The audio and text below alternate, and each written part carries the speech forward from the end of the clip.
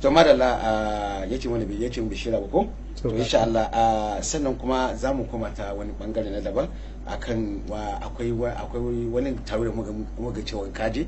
kuma an baka wata kujera ta musamman shin a wace kasa ce ka halice wannan babban taro wanda ke gashi duk fararen fata nake gani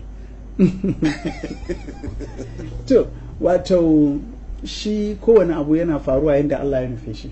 da ya faru. Wannan karatu shi ake ce ma ad-durusul hasaniyya, shi ne kujera na ilimi mafi girma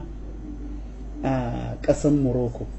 da su a ganin su a duniya ita ce halaka ta ilimi mafi girma. Baya nufin wanda ya zauna a wannan kujeran ya fi duk wanda suke zaune ko ya kai su a ilimi, amma cikin fadan sarkin Morocco ne, kuma ana zaben malami ɗaya a rana ɗaya a cikin watan Ramadan ya zo ya bada darasi. Akan yi irin wannan darasin a duk shekara kamar guda 5 zuwa 10. Akan ɗauko malamai daga duniya kamar guda 5 ko ƙasa da haka a kowane shekara ko sama da haka. A tarihin Nigeria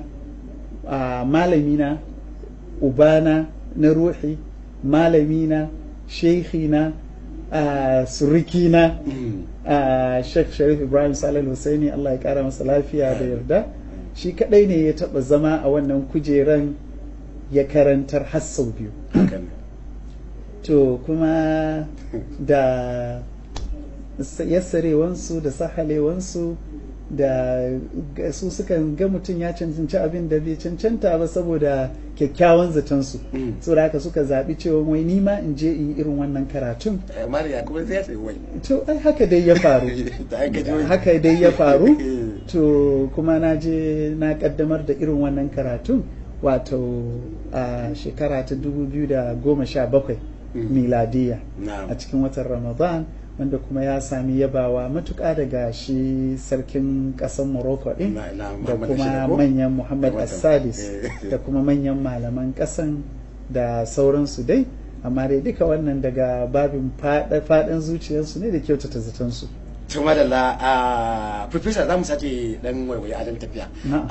kan bayaninka da kai da farko ka kasancewar ka ce kai karatu